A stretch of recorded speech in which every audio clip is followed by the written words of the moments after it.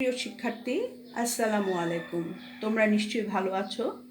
আশা করছি সবাই ভালো আছো। ঘরে বসে পড়াশোনা কেমন চলছে? নিশ্চয়ই ভালো, না? যাই হোক, তোমরা ব্যবসা উদ্যোগ বইয়ের 28-29 পৃষ্ঠাটি খোলো। আজ আমরা আত্মকর্মসংস্থানের উপযুক্ত ক্ষেত্র ও বিবেচ্য বিষয় পড়ব। তোমরা পাঠ্য বইয়ের 28-29 পৃষ্ঠাটি খুলো। আত্মকর্মসংস্থানের উপযুক্ত ক্ষেত্র ও নির্বাচনের বিবেচ্য বিষয়। আত্মকর্মসংস্থান ব্যবসা পরিচালনার ক্ষেত্রে সাফল্য ব্যর্থতা আত্মকর্মসংস্থানের উপযুক্ত ক্ষেত্র নির্বাচনের উপর অনেকাংশে নির্ভর করে। অর্থাৎ আত্মকর্মসংস্থানে ব্যবসা সঠিকভাবে বা সফলতা অর্জনের জন্য এর ক্ষেত্র নির্বাচনের যে বিবেচ্য বিষয়গুলো আছে সেগুলোকে খুবই সাবধানতার সাথে স্মরণ করতে হবে। প্রথমেই আত্মকর্মসংস্থানের উপযুক্ত ক্ষেত্র নির্বাচনের বিবেচ্য বিষয়গুলো আমরা পড়ব। সেটা হচ্ছে সঠিক পণ্য নির্বাচন, প্রাথমিক মূলধন, পণ্যের চাহিদা নির্ধারণ, অভিজ্ঞতা ও শিক্ষা, নিজের দুর্বলতা সম্পর্কে সজাগ থাকা, যৌথ উদ্যোগ, সঠিক কর্মী নির্বাচন, ব্যবসার স্থান নির্বাচন, 9 নম্বর হচ্ছে সঠিক প্রযুক্তি ব্যবহার, 10 দেশের আর্থসামাজিক ও রাজনৈতিক অবস্থা সম্পর্কে অবহিত থাকা, 11 ব্যবসার ঝুঁকি মোকাবেলায় উপায় অবলম্বন, 12 ব্যর্থতা থেকে শিক্ষা গ্রহণ, 13 সুষ্ঠু ব্যবসা পরিকল্পনা প্রণয়ন। এবার এসো আমরা প্রত্যেকটি পয়েন্ট ডিটেলস আলোচনা করি। প্রথমেই হচ্ছে সঠিক পণ্য নির্বাচন। আত্মকর্মসংস্থানের উপযুক্ত ক্ষেত্র নির্বাচনে সঠিক পণ্য নির্বাচন একটি গুরুত্বপূর্ণ বিষয়। অর্থাৎ যে পণ্যটি তুমি আত্মকর্মসংস্থানের জন্য নির্বাচন করেছ সেটি বাজারে কতটুকু গ্রহণযোগ্যতা রয়েছে তার ঠিক আগে থেকে ঠিক করে নিতে হবে। অর্থাৎ যে পণ্যটি নিয়ে তুমি আত্মকর্মসংস্থানের জন্য নির্বাচন করেছো সেটা গ্রহণযোগ্যতা কতটুকু রয়েছে সেটা আগে থেকেই নির্বাচন করতে হবে। 2 প্রাথমিক মূলধন। ব্যবসা সফলতার সাথে পরিচালনার জন্য স্থায়ী ও চলতি মূলধন পর্যাপ্ত হওয়া বাঞ্ছনীয়। যদি পর্যাপ্ত স্থায়ী ও চলতি মূলধন নির্ধারণ ও সংগ্রহ করতে ব্যর্থ হয় তাহলে ব্যবসায়ের পূর্ণ ক্ষমতা ব্যবহার করা সম্ভব হবে না। পণ্যের চাহিদা নির্ধারণ।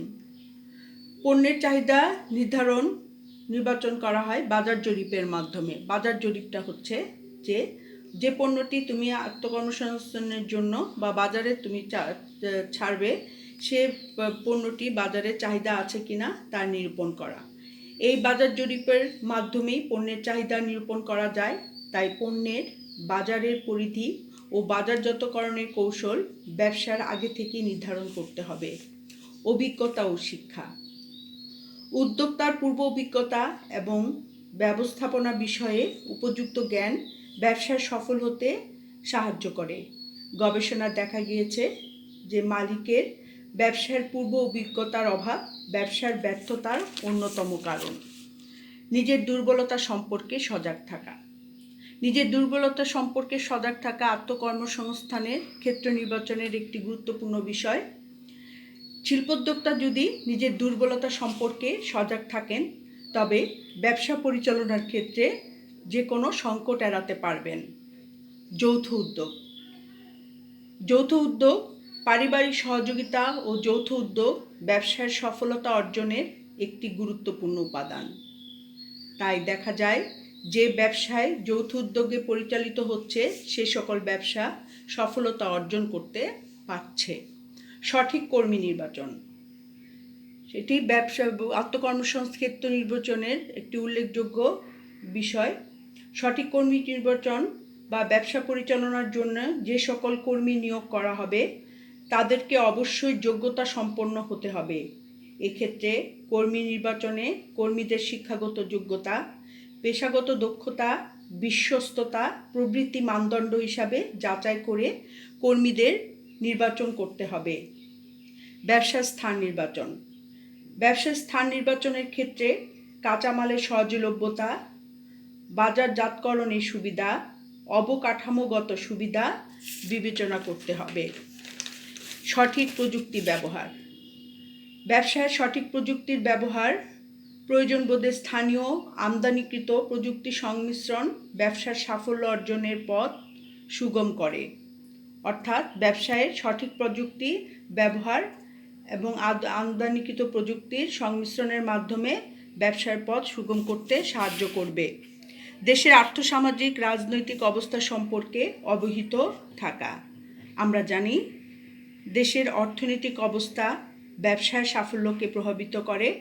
ক্ষুদ্র ব্যবসায়ীদেরকে দেশের চলমান আর্থসামাজিক অবস্থা সম্পর্কে অবহিত থাকতে হবে এবং সে আলোকে ব্যবসায়িক সিদ্ধান্ত নিয়ে ব্যবসার ধারাবাহিকতার উপায় অবলম্বন করতে হবে।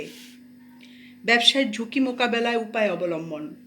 ব্যবসা সংক্রান্ত ঝুঁকি যদি আগে থেকেই নির্ধারণ করা বা কৌশল ঠিক করে রাখা যায় তাহলে ব্যবসাকে অনিশ্চয়তাজনিত ক্ষতি থেকে রক্ষা করা সম্ভব। তাই উপযুক্ত পদ্ধতির মাধ্যমে ব্যবসার ঝুঁকি নিরূপণের কৌশল স্থির করে ব্যবসার সফলতা অর্জন করা সম্ভব।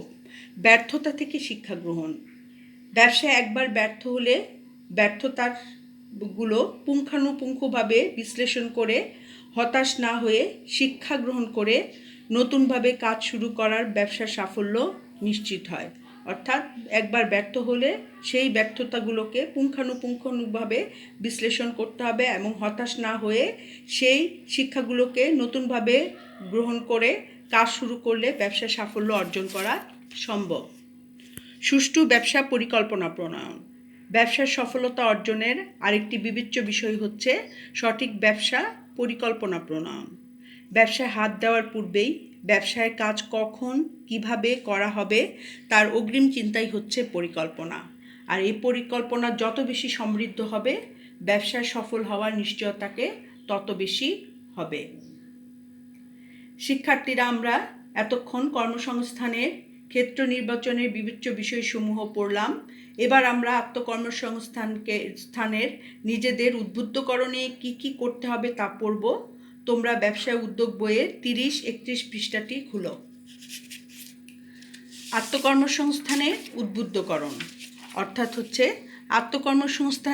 স্থানে নিজেকে উদ্বুদ্ধকরণের জন্য আমাদের কি করতে হবে। প্রথমে আমাদেরকে যেটা করতে হবে সেটা হচ্ছে কোনো পেশা কোনো ছোট বা অপমানের নয়, সেটা শিক্ষার্থীদেরকে বোঝাতে হবে। অর্থাৎ কোনো কাজই অপমানজনক বা ছোট নয়, সেটা সকল শিক্ষার্থীকে বোঝাতে হবে। নিজ নিজ অথবা স্ব এলাকায় আত্মকর্মসংস্থানের মাধ্যমে যারা স্বাবলম্বী ও সফল হয়েছে তাদেরকে বিদ্যালয়ে এনে শিক্ষার্থীদেরকে তাদেরকে জীবন কাহিনী শোনাতে হবে। অর্থাৎ যার এলাকায় আত্মকর্মসংস্থানের মাধ্যমে স্বাবলম্বী বা সফল হয়েছেন তাদেরকে বিদ্যালয়ে এনে শিক্ষার্থীদেরকে জীবন কাহিনী শোনাতে হবে। স্ব এলাকায় আত্মকর্মসংস্থানের উপযুক্ত ক্ষেত্রের তালিকা প্রণয়ন করে বিদ্যালয় ও ইউনিয়ন পরিষদের দেয়ালে প্রচারের ব্যবস্থা করতে হবে। এর মাধ্যমে এটা যদি করা হয় তাহলে আত্মকর্মসংস্থানে অনেকে উদ্বুদ্ধ হবে। বিদ্যালয় বা কলেজে যেসব শিক্ষার্থীরা ঝরে পড়ে তাদের জন্য প্রশিক্ষণ ও ঋণদানের ব্যবস্থা করতে হবে। 5 নাম্বার, নবম ও দশম শ্রেণীর শিক্ষাক্রমে বৃত্তিমূলক, কারিগরি ও কর্মমুখী শিক্ষাকে পর্যাপ্তভাবে অন্তর্ভুক্ত করতে হবে। এখানে বলে রাখা ভালো যে আমাদের নবম দশম শ্রেণী বা আমাদের শিক্ষা ব্যবস্থা পুঁথিগত শিক্ষা ব্যবস্থা, এই শিক্ষা ব্যবস্থা পরিবর্তন করে যদি আমরা নবম দশম শ্রেণীতে বৃত্তিমূলক, কারিগরি, কর্মমুখী শিক্ষাকে পর্যাপ্তভাবে অন্তর্ভুক্ত করতে পারি তাহলে ছাত্রছাত্রীরা আত্মকর্মসংস্থানে উদ্বুদ্ধ হবে বা অনুপ্রাণিত হবে। আত্মকর্মসংস্থানকে সামনে রেখে যুব উন্নয়ন ব্যাংক ও শিক্ষা ব্যাংক প্রতিষ্ঠা করে সহজ শর্তে ঋণদানের ব্যবস্থা করতে হবে। 7, বিদ্যালয়ের প্রাক্তন শিক্ষার্থীদের মধ্যে যারা বর্তমানে সফল উদ্যোক্তা ও ব্যবসায়ী হিসাবে প্রতিষ্ঠা লাভ করেছে তাদেরকে বিদ্যালয়ে পর্যাপ্ত সম্বর্ধনা ও সম্মাননা দেওয়ার উদ্যোগ নিতে হবে। এই উপরোক্ত ব্যবস্থা গ্রহণের মাধ্যমে আত্মকর্ম সকলকে উদ্বুদ্ধ করা যেতে পারে অতএব উপরোক্ত পদক্ষেপের মাধ্যমে সকলকে আত্মকর্মসংস্থানে উদ্বুদ্ধ করব এবং অনুপ্রাণিত করব। সুপ্রিয় শিক্ষার্থী, আমরা এতক্ষণ আত্মকর্মসংস্থানে উপযুক্ত ক্ষেত্র নির্বাচনের বিবেচ্য বিষয়সমূহ ও আত্মকর্মসংস্থানে উদ্বুদ্ধকরণে করণীয় সম্পর্কে জানলাম। তোমরা বাড়িতে বসে ভালো করে পড়বে এবং খাতায় লিখবে। আজকে পর্যন্ত। আল্লাহ হাফেজ।